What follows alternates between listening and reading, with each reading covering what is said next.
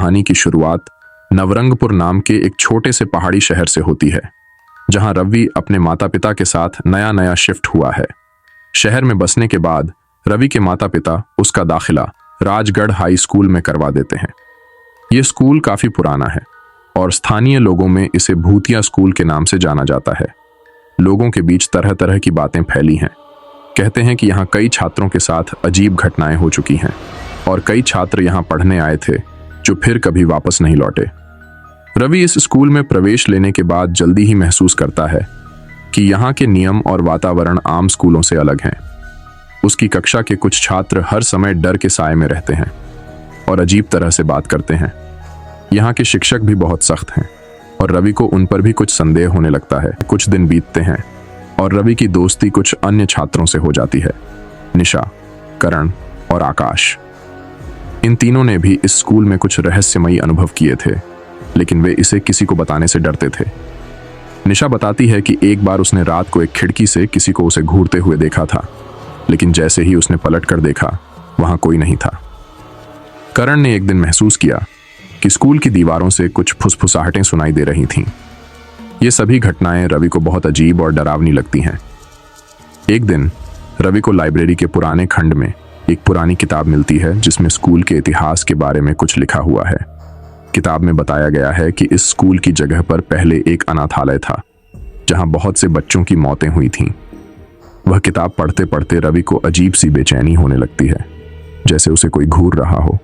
वह उस किताब को अपने दोस्तों को भी दिखाता है और उन्हें बताता है कि इस स्कूल में जरूर कोई बड़ा रहस्य छुपा है। रवि और उसके दोस्त अब ठान लेते हैं कि वे इस स्कूल की सच्चाई का पता लगाकर ही रहेंगे।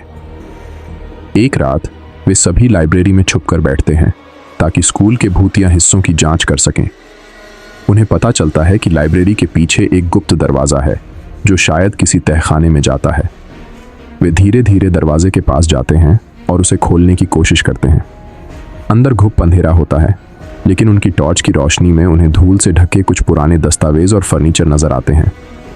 वहां उन्हें एक ऐसी तस्वीर मिलती है जिसमें कई बच्चे खड़े होते हैं, लेकिन उनके चेहरे पर अजीब सा डर झलक रहा होता है।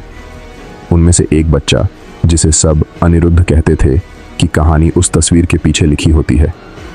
लिखा था कि अनिरुद्ध की मौत एक खौफनाक बीमारी से हुई थी और उसके बाद से ही स्कूल में अजीब घटनाएं शुरू हुई थीं। कई बार रात में अनिरुद्ध की आत्मा को लोगों ने यहाँ भटकते हुए देखा था।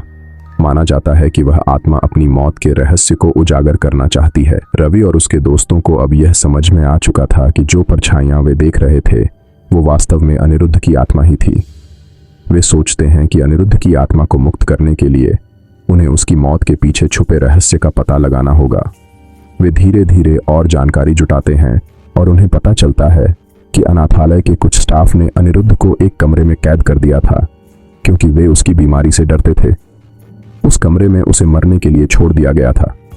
अब वे इस बात को सबके सामने लाने का फैसला करते हैं। वे स्कूल के प्रिंसिपल से जाकर इस बारे में बात करते हैं, लेकिन प्रिंसिपल उनकी बात को नजरअंदाज कर देते हैं। उन्हें यह भी धमकी दी जाती है कि अगर वे यह बात किसी और को बताएंगे तो उन्हें स्कूल से निकाल दिया जाएगा। अनिरुद्ध की आत्मा को मुक्ति रवि और उसके दोस्त अब जानते हैं कि यह काम कितना मुश्किल है, लेकिन वे हार मानने को तैयार नहीं हैं। एक रात वे फिर से उसी तहखाने में जाते हैं और वहां अनिरुद्ध की आत्मा को बुलाने की कोशिश करते हैं। अचानक वहां ठंडी हवा चलने लगती है और उन्हें एक बच्चे की आवाज सुनाई देती है जो मदद के लिए पुकार रहा होता है। वे अनिरुद्ध की आत्मा से कहते हैं कि वे उसे मुक्त करने आए हैं। अनिरुद्ध की आत्मा उन्हें बताती है कि जब तक स्कूल में उसकी यादें और दर्द हैं, वह यहां से मुक्त नहीं हो सकता। रवि और उसके दोस्त वहां रखी सभी पुरानी चीजों को एक जगह इकट्ठा करते हैं और उन्हें बाहर लाकर जला देते हैं।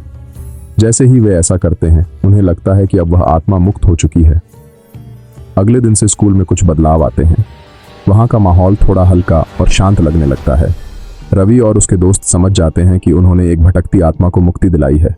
अब स्कूल में कोई भूतिया घटना नहीं होती और लोग भी धीरे धीरे उस भूतिया कहानी को भूलने लगते हैं।